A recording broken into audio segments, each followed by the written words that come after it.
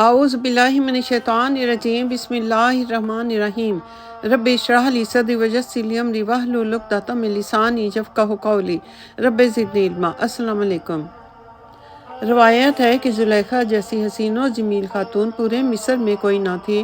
زلیخا نے حضرت یوسف علیہ السلام کی پرورش کی اور آپ علیہ السلام کے جوان ہوتے ہی وہ آپ علیہ السلام کے عشق میں مبتلا ہو گئی۔ اس نے حضرت یوسف علیہ السلام کو پھسلانے کی ہر تدبیر کی، مگر آپ علیہ السلام نے کبھی زلیخا کی طرف نظر اٹھا کر بھی نہ دیکھا تھا۔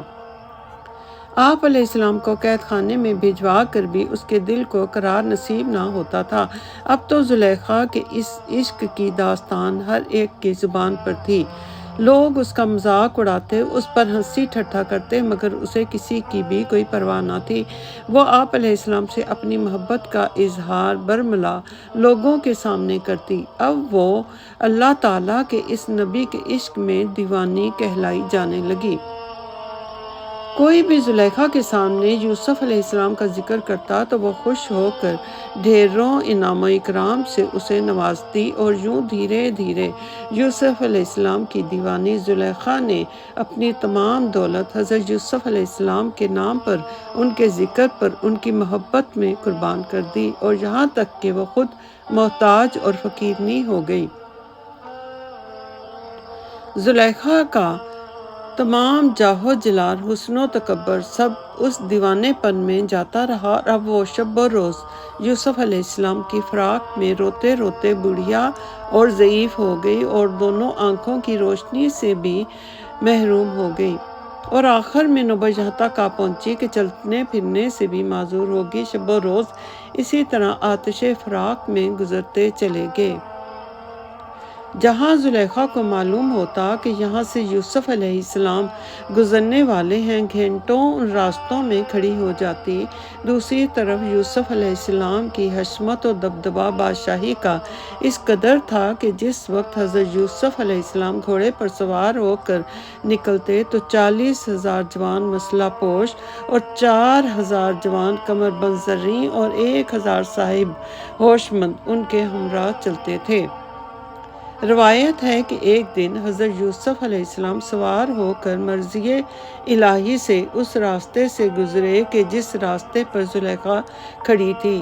لونڈیوں نے آپ علیہ السلام کی خبر زلیخا کو دی، کہا کہ اے زلیخا، آج یوسف علیہ السلام ادھر آئے ہوئے ہیں۔ یہ سنتے ہی زلیخا تڑپ کر وہاں پہنچی اور یوسف علیہ السلام کو پکارنے لگی کہ اے کریم ابن کریم، ذرا تو ٹھہر جا اور اس ضعیفہ کا حال زار تو سن۔ اتنے مجمع میں بھی یوسف علیہ السلام نے ایک بوڑھی ضعیف فقیرنی کی یہ آواز سن کر کریم ابن کریم کہہ کر زلیخا آپ علیہ السلام کو پکارتی تھی۔ آپ ٹھٹکے، ایک دم وہیں رک گئے اور بولے، اے زلیخا، یہ کیا حال ہو گیا ہے تمہارا؟ تیری شان و شوکت، حسن و جمال کیا ہوا؟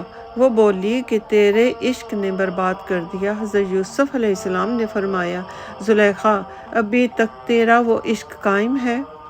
زلیخا بولی کہ اے یوسف علیہ السلام، تقریباً آج 40 برس ہو گئے، تیری محبت کا شعلہ آتش میرے دل پر جل رہا ہے اور میں تیرے عشق میں جل گئی ہوں۔ اور بولی، اے یوسف علیہ السلام، میں کب تک تیرے عشق میں شب و روز پیچ و تاب کھاتی رہوں گی؟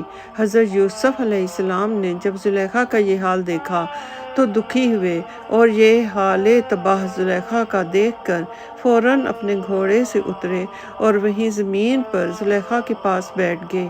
کہنے لگے کہ اے زلیخا، تو میرے خدا پر ایمان لے آ۔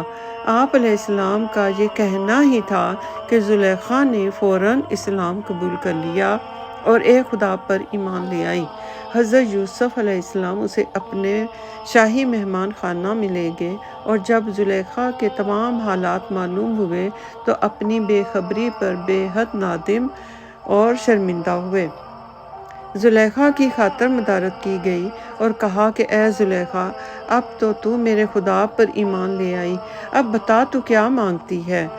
زلیخا بولی کہ اے یوسف علیہ السلام، خدا کے دربار میں میرے واسطے دعا کیجیے کہ وہی جمال اور جوانی اور بینائی چشم کی مجھ کو عنایت کر دے تو باقی تمام عمر میں آپ علیہ السلام کی خدمت میں صرف کر دوں گی اور اپنے خدا کی عبادت میں مصروف رہوں گی۔ زلیخا کی یہ بات سن کر یوسف علیہ السلام نے سر جھکا لیا اور سوچنے لگے کہ رب تعالیٰ نے وحی کی کہ اے یوسف علیہ السلام، سوچتا کیا ہے؟ تو کیا مانگتا ہے؟ مانگ، تیری ہر دعا قبول ہوگی۔ تب حضرت یوسف علیہ السلام نے 2 رکعت نماز شکرانہ ادا کی اور پھر سجدے میں چلے گئے اور کافی دیر تک خداوند قدوس سے دعا مانگی۔ ابھی آپ علیہ السلام نے سجدے سے سر بھی نہ اٹھایا تھا کہ زلیخا نے آواز دی کہ اے یوسف علیہ السلام، اپنا سر اٹھاؤ سجدے سے، جو تم نے چاہا تھا وہی حاصل ہو گیا ہے۔ حضرت یوسف علیہ السلام نے سجدے سے سر اٹھایا، دیکھا کہ رب تعالیٰ نے زلیخا کو حسن و جوانی اور بینائی چشم کی عنایت کر دی ہے۔ اب زلیخا پہلے سے بھی کہیں بڑھ کر حسین ہو چکی تھی۔ زلیخا نے جب اپنی صورت آئینے میں دیکھی تو خدا کا شکر بجا لائی اور پھر رب پر ایمان بھی اور پختہ ہو گیا۔ سبحان اللہ! اللہ تعالیٰ نے زلیخا کو یہ مرتبہ اللہ کے نبی سے محبت کی وجہ سے دیا۔ اللہ اکبر! زلیخا نے جب اپنے آپ کو آئینے میں دیکھا تو خدا کا شکر بجا لائی اور اس کے بعد زلیخا نے حضرت یوسف علیہ السلام کی طرف کوئی توجہ نہ دی اور وہاں سے چلی گئی۔ حضرت یوسف علیہ السلام نے پکارا کہ اے زلیخا، تم کہاں جا رہی ہو مجھے چھوڑ کر؟ وہ بولی کہ جس نے یہ شکل و صورت اور بینائی چشم کی مجھ کو بخشی ہے، اس کو چھوڑ کر ناحق یوسف علیہ السلام سے کیوں اپنے آپ کو برباد کروں، اور مجھے چاہیے کہ میں اسی رب کا ہی خیال کروں۔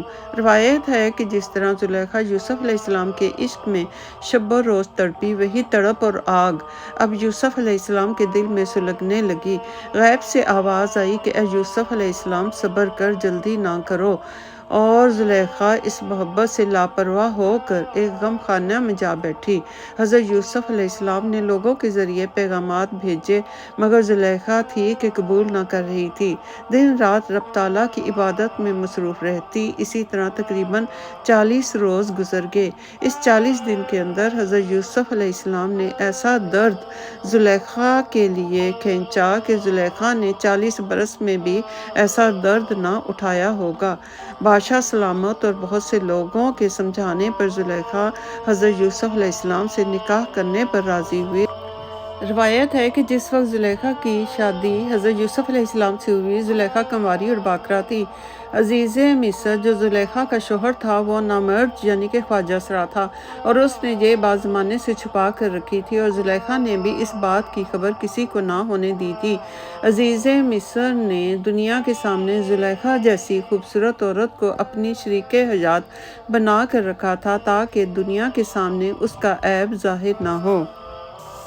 اور خود زلیخا نے بھی زمانے سے اس بات کو چھپا کر رکھا تھا اور اللہ تعالیٰ کی شان کہ زلیخا نے بڑی شان و شوکت سے حضرت یوسف علیہ السلام کی پرورش کی اور اللہ تعالیٰ نے اپنے نبی کی محبت زلیخا کے دل میں ڈالی اور زلیخا کو نبی سے والہانہ محبت کا انعام اسے جوانی واپس کر کے رب تعالیٰ نے دے دیا۔ زلیخا اور یوسف علیہ السلام کی شادی ہو گئی۔